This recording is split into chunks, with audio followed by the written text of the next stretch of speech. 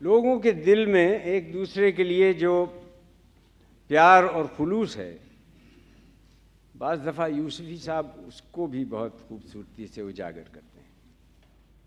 Khan safe ul Malook Khan, چھریرا بدن چوڑا ہاڑ، کندھے قدر خمیدہ، جس کا سبب عجز و انکسار نہ تھا، چمپئی رنگ دھوپ سے سنبھلا چلا تھا، ناک گندھارا کے مجسموں جیسی، سارے دن آنکھوں سے مسکراتے رہتے، ستا ہوا مگر شگفتہ چہرہ، ہنسی آتی تو ایک دم کھڑے ہو جاتے، پھر وکٹ کیپر کی طرح رکوع میں چلے جاتے اور اپنے گھٹنے پکڑ کر گردن اٹھاتے اور وہیں سے مخاطب کی صورت دیکھ دیکھ کر قہقہے لگاتے رہتے۔ پشتو ہند کو پنجابی، فارسی، اردو روانی سے بولتے اور ایک زبان سے دوسری زبان میں اس چابک دستی سے گیئر بدلتے کہ سننے والے کو خبر بھی نہ ہوتی۔ انگریزی صرف ان خاص مقامات پر بولتے تھے جہاں آدمی کچھ نہ بولے تب بھی بخوبی کام چل سکتا ہے۔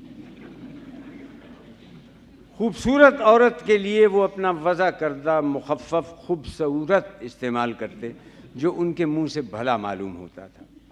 علمی اور ادبی گفتگو سے خان صاحب کا قبائلی خون کھولنے لگتا۔ اکثر فرماتے، تمہارے علمناک باتیں سن سن کر میرے سر میں تو دانائی کے گومڑے نکل آئے۔ کبھی کوئی لطیفہ سنانے بیٹھتے تو سننے والے کی سمجھ میں نہ آتا کہ کب اور کہاں ہنسے۔ حفظ ما تفنن کے طور پہ لطیفہ شروع کرنے سے پہلے خود ہنسنے لگتے اور سننے والے کے پنجے میں پنجہ ڈال کر بیٹھ جاتے۔ ہم بھی گھنٹوں ان کے لطیفوں سے پنجہ لڑا چکے ہیں۔ بائیں ہاتھ کو آزاد رکھتے تاکہ مخاطب کے زانوں پر مار مار کر لال کر سکیں۔ لوگ ان کے لطیفوں پر اخلاقاً بھی نہیں ہنستے تھے، اس ڈر سے کہ جھوٹوں بھی داد دے دی تو دوسرے لطیفے کی کاٹ میں جکڑ دیے جائیں گے۔ غصہ ناک پر تھا جو وقتاً فوقتاً پھسل کر منہ سے مغلظات کی شکل میں ڈھل کر خارج ہوتا رہتا تھا۔ گالیاں تبازات، برجستہ اور آورد سے پاک ہوتی تھی۔ ویسے مرنجا مرنج اور محبتی آدمی تھے، بوائے اسکاؤٹ کی طرح روزانہ کم از کم ایک نیکی علل اعلان کرتے۔ ایک دن کہنے لگے، کل رات میں نے ایک شخص کو بڑی بے عزتی اور ماں بہن کی گالیوں سے بچا لیا۔ ہم نے پوچھا کہاں، کیسے؟ فرمایا، میں نے اپنے غصے کو کنٹرول کیا۔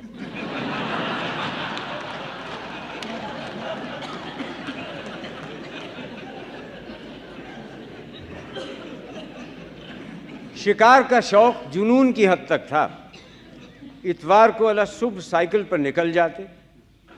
بندوق کی لمبائی ہمارے قد سے دگنی تھی، بشرطے کہ ہم پنجوں کے بل کھڑے ہوں۔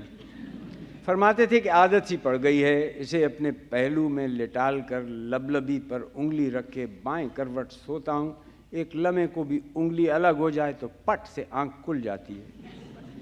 ناسازی طبع یا کسی اور مجبوری کے سبب اتوار کو شکار کھیلنے نہ جا سکیں تو سنیچر کو ظہر و مغرب کے درمیان قضا کھیلتے۔ اتوار کو شکار کے گوشت کا ناغہ ہو جائے تو صبح سے بولائے پھرتے۔ اس دن مرغے کے گلے پر اللہ کی بڑائی بیان کرتے۔ ایسا مرغہ ہرگز نہیں کھاتے تھے جس نے پہلی اذان نہ دی ہو۔ مرغی کو چھوتے نہیں تھے۔ فرماتے تھے کہ غزنی خیل گاؤں میں بالغ مرغہ زنانے میں گھس آئے تو عورتیں جھٹ برقع اوڑھ لیتی ہیں۔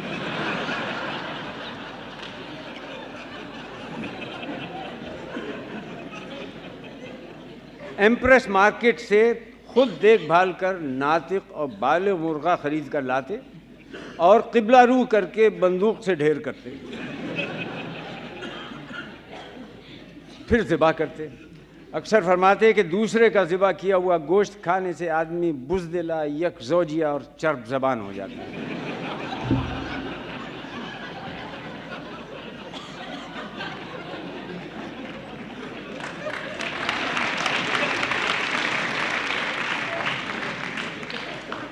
ایک اتوار 8:30 بجے ہم دونوں سائیکل پر منگو پیر کی پہاڑیوں کی طرف جنگلی بکرے کی تلاش میں روانہ ہوئے۔ تھوڑی مسافت طے کرنے کے بعد ہمیں کیریئر پر بیٹھنے کی اجازت مل گئی۔ ذرا دیر بعد ہانپتے ہوئے کہنے لگے اب آپ پیچھے بیٹھے بیٹھے آرام سے پیڈل ماریے، میں ہینڈل چلاتا ہوں، ذرا احتیاط سے پیڈل ماریے، کراچی کا ٹریفک باولا ہے۔ حسب الحکم ہم ان کی کمر پکڑ کے پیڈل سے زور آزمائی کرنے لگے۔ سائیکل چلانے کی اس طریقے کا ایک نہایت باریک قانونی نکتہ انہوں نے یہ بتایا کہ پولیس ڈبل سواری کے جرم میں دونوں میں سے کسی کا چالان نہیں کر سکتی۔ جو ہینڈل پکڑے ہوئے وہ ہے پیڈل مارنے کا مرتکب نہیں، اور جو پیڈل مار رہا ہے اس کا بقیہ سائیکل سے قانونی تعلق نہیں۔ وہ جو پنجابی کہاوت ہے کہ گدھے کا 1 میل اور کمہار کا 1.25 میل، سو وہ ہم پر میل بمیل صادق آئی۔ یا رائے ضبط نہ رہا تو ہم نے شکایت کی کہ کیریئر بہت چبھ رہا ہے۔ بولے آپ میری سیٹ پر بیٹھ کر دیکھیں تو پتہ چلے چبھنا کسے کہتے ہیں۔ آپ کو مغالطہ ہوا ہے، آپ کے کولوں پہ گوشت نہیں ہے، دراصل آپ کی ذاتی ہڈیاں ہیں جو آپ کے چبھ رہی ہیں۔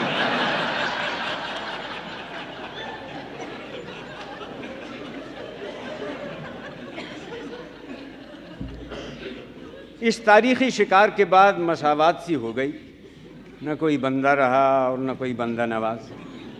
استاد اور شاگرد کا فرق مٹ گیا، مطلب یہ کہ دونوں ایک دوسرے سے کے استاد ہو گئے اور نجی معاملات میں ایک دوسرے کو نہ صرف غلط مشورے دینے لگے بلکہ ان پر سختی سے عمل بھی کرنے لگے۔ شام کو توڑ کے وقت ایک دوسرے کے کام میں ہاتھ بٹاتے، باہمی صلاح و مشورے کے بغیر کبھی کوئی غلطی نہیں کرتے تھے۔ ایک دن کہنے لگے کہ ہر چند کہ آپ کی انگریزی اتنی اچھی نہیں جتنی میری پشتو۔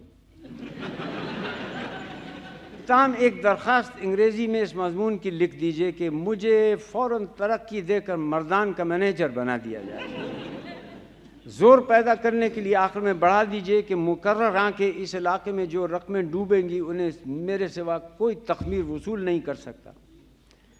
ہم نے کہا مگر اس مردان میں تو بینک کی کوئی شاخ نہیں ہے۔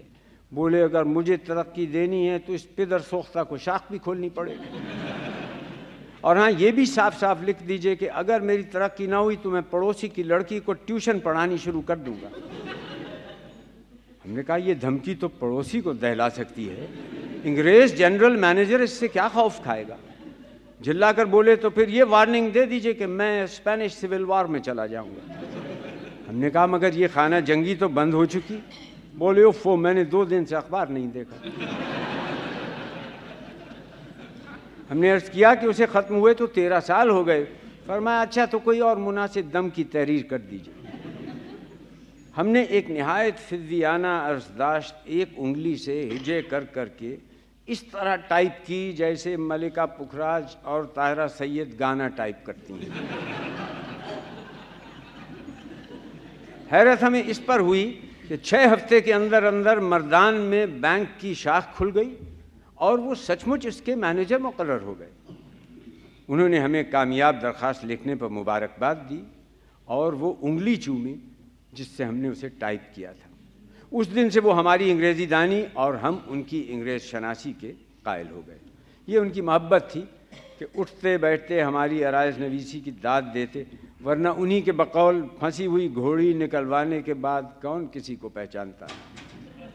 چند دنوں کے بعد خان صاحب مردان چلے گئے۔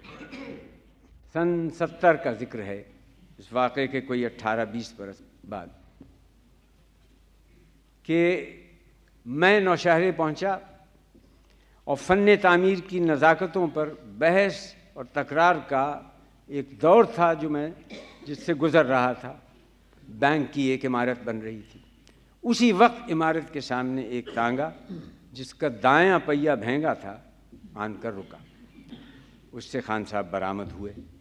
ہمیں سرے راہ زور زور سے جھگڑتے دیکھا تو سلام دعا کے تعلقات تکلفات کو بالائے بندوق رکھ کے پہلے ٹھیکیدار سے اس کا اور اس کے باپ کا نام پوچھا، پھر اس کا نام ماں ولدیت لے لے کر گالیاں دینی شروع کر دی۔ انہیں اس سے غرض نہیں تھی کہ قضیہ کیا ہے، کون حق پر ہے، وہ دوست کے ساتھ تھے، اور گالیاں اور ریتا بنانے کی دھمکیاں بڑھنے لگیں۔ ان کی آنکھوں میں خون اتر آیا تو ہم نے ثالث بن کر بڑی مشکل سے بچاؤ کرایا۔ خان صاحب کو دیکھ کر کلیجہ دھک سے رہ گیا۔ غالباً بینک ہی کے کسی آدمی نے انہیں ہماری آمد کی اطلاع کر دی تھی، اور وہ تانگا پکڑ کے ایسی شدید سردی میں 8 میل نوشہرہ ملنے آئے۔ سر پر کتھئی رنگ کا اونی کنٹوپ تھا جسے اگر پورا کھول لیں تو منہ کا لیٹر بکس سا بن جاتا ہے۔ ملیشیا کی شلوار قمیض، طے کی ہوئی سفید چادر، کف کے بٹن اور مصنوعی دانت غائب، منہ کی پڑیا سی بند گئی تھی، ہاتھ اور انگلیاں جیسے بوڑھے درخت کی جڑیں۔ ایک آنکھ پر سبز رنگ کا چھجے نما کپڑا تھا جو روشنی سے بچنے کے لیے آنکھ بنوانے کے بعد بعض لوگ لگاتے ہیں۔ شان خمیدہ محسوس ہو رہا تھا گویا جوتوں میں انگلیوں کی جگہ برف کی ڈلیاں رکھی۔ وقت نے کیسی عمارت ڈھائی تھی، دوبارہ آنکھ بھر کر دیکھنے کی ہمت نہیں ہوئی۔ بہت سوچا، کچھ سمجھ میں نہ آیا کہ کیا کہیں۔ آخر مشکل سے ہم نے ان کی آنکھ کے آپریشن پر اظہار افسوس اور ہمدردی کیا تو دوسری آنکھ سے مسکراتے ہوئے بولے، جی ہاں، میری آنکھیں اب اتنی کمزور ہو گئیں جتنی آپ کی 20 سال پہلے تھیں۔ کچھ دیر بعد انہوں نے ایک ٹرے سے خان پوش ہٹایا، کہنے لگے، آپ کے لیے ریتا لایا ہوں، بیٹی نے ساری رات جاگ کر پکایا۔ ہم نے پوچھا، اور بھابھی؟ انہوں نے مضبوطی سے بندوق کو تھاما اور سر جھکا لیا۔ ہمیں اپنے سے زیادہ دل گرفتہ دیکھ کر کہنے لگے، خابندہ ماں گل دا گلاب کوڑا چت جانا پغے پانے پانے۔ اے خدا، مجھے گلاب کا پھول بنا دے کہ میں محبوب کی آغوش میں پتی پتی ہو کر بکھر جاؤں۔ رخصت ہونے لگے تو ملیشیا کی قمیض پر موتیوں کی مالا بکھر گئی۔ بندوق پر سر ٹیک کر کہنے لگے، بچے سب گھر بار کے ہوئے، وقت نا وقت ہوا چلتا ہے، منزل دور نہیں۔ بابا نے یہ بندوق پہل مجھ سے چلوائی تھی تو میری عمر 7 سال تھی۔ 65 سال کی سنگی ساتھی ہے، اس نے بہت دکھ بٹائے۔ کبھی کبھی موم سے خواہش ہوتی تھی کہ اسے میرے ساتھ دفن کر دیا جائے، لیکن کل رات خیال آیا کہ آپ پہلی دفعہ اپنے وطن میں ہم سے ملاقات کیوں آئے ہیں، آپ کو اینٹیک جمع کرنے کا بھی شوق ہے۔ ایک دوست، ایک پٹھان کی طرف سے یہ تحفہ قبول کیجیے، مانا کہ بے مصرف ہے۔